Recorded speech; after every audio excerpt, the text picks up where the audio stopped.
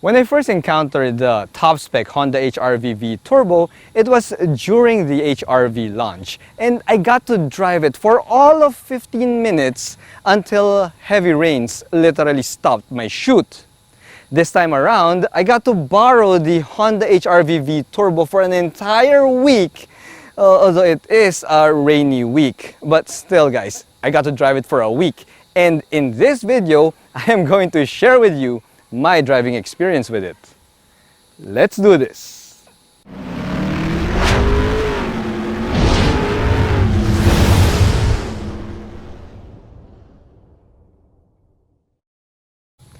The top-spec Honda HR-V V Turbo is what I would consider to be a jack-of-all-trades subcompact crossover.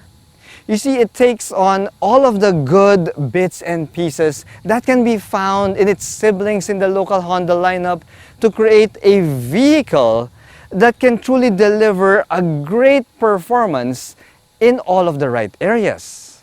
Now, to tell you more about this, let's hop in and go for a drive.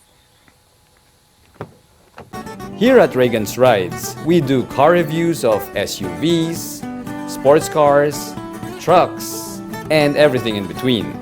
So subscribe and hit the bell. Now that jack-of-all-trades reference only applies to this top-spec HR-V V and not the base-spec non-turbo HR-V-S. You see, I wasn't really impressed with the driving performance of the non-turbo HR-V, and if you want to see that video, well, you can click the link above. Now this HR-V V Turbo, equipped with a 1.5-liter turbocharged VTEC engine on the other hand, well, it combines the best of both worlds of fuel economy and performance, because this HR-V V Turbo managed to almost equal the fuel economy figures of the non-turbo HR-V, and yet we have a more potent driving experience in this vehicle. You see, the HR-V V Turbo has 3 drive modes. We have an Eco, a Sport, and a Normal mode. And if you pop it in Eco mode and you drive around sensibly, well, you can still get 10.3 kilometers per liter in the city, which is equal to the fuel economy figures of the non-turbo HR-V when I'm driving it around town. Now, when you go on the highway like where we are now, in Eco mode, this HR-V V Turbo still gave me 21 kilometers per liter, which is true, yeah, it's 1 kilometer per liter less than the 22 that I got in the non-turbo HR-V-S. But I will gladly trade that extra 1 kilometer per liter to get the potent driving experience that this HR-V V Turbo gives me. You see, the normal mode of this HR-V V Turbo already feels like the sport mode of the base-spec non-turbo HR-V. However guys, when you pop it in sport mode, dude, yeah, get ready to have some boy racer feels in your HR-V V Turbo, because man, the acceleration, the response, it's muscular, it's meaty. In fact, it feels like a Honda Civic, a turbocharged Honda Civic.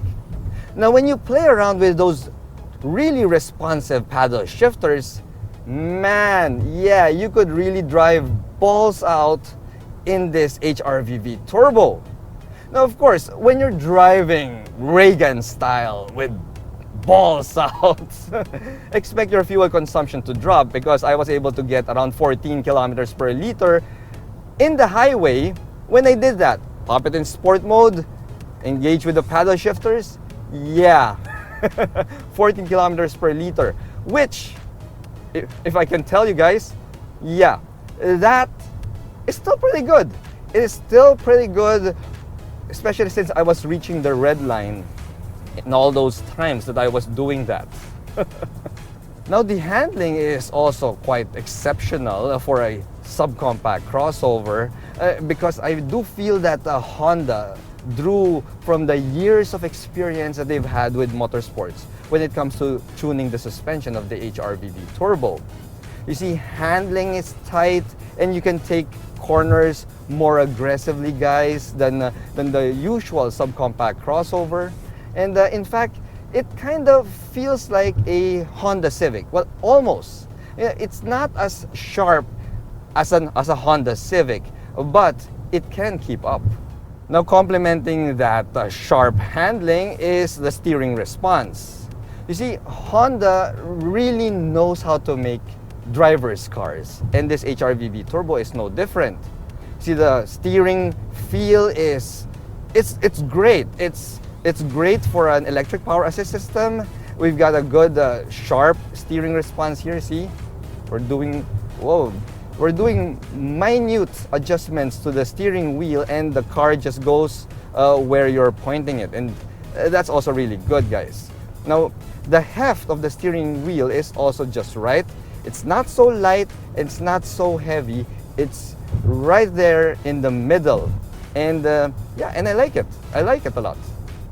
Of course, when you have a sharp steering response, tight handling, and that stellar turbocharged acceleration performance, well, there are some trade-offs, and the only one that I can think of is the suspension comfort. You see, it's the HR-V V Turbo suspension is tuned more on the sporty side, which means that, yeah, it's a little bit stiffer than your usual subcompact crossover. It's still comfortable, mind you, but you do have to keep in mind that this is really more of a sporty subcompact crossover rather than a cushy subcompact crossover. Last but not the least, well, the Honda HR-V V Turbo is also equipped with Honda Sensing, which is Honda's suite of driver assist aids and safety bits. You see, it gives you a safer and more convenient drive because it has adaptive cruise control, lane keep assist, forward collision alert, and all of those stuff. Now, guys, that means that if you just want to relax while you're driving, then the HR-V V Turbo will give you that. So that pretty much completes that jack of all trades nature of this vehicle. The Honda HR-V V Turbo is truly a versatile subcompact crossover. It can be docile and fuel efficient when you put it in eco mode, but it can also unleash the performance wolf when it's needed. Now this, my friends, is essentially a Honda Civic with more space versatility and a higher ground clearance, plus the fact that this HR-V V Turbo also comes with Honda Sensing further sweetens the deal. So if you're one of those people who are looking for a Japanese subcompact crossover that is truly safe, fuel efficient, and engaging to drive, well then, it seems that Honda has hit the ball out of the ballpark with the HR-V V Turbo. Thanks for watching.